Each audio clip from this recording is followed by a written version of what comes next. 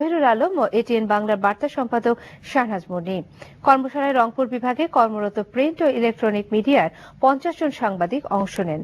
Voice of America, Radio Today ও USAID এই কর্মশালার আয়োজন করে। 4G নেটওয়ার্কের প্রথম অভিজ্ঞতা তুলে ধরল Bangladesh internet exchange limited BIEL।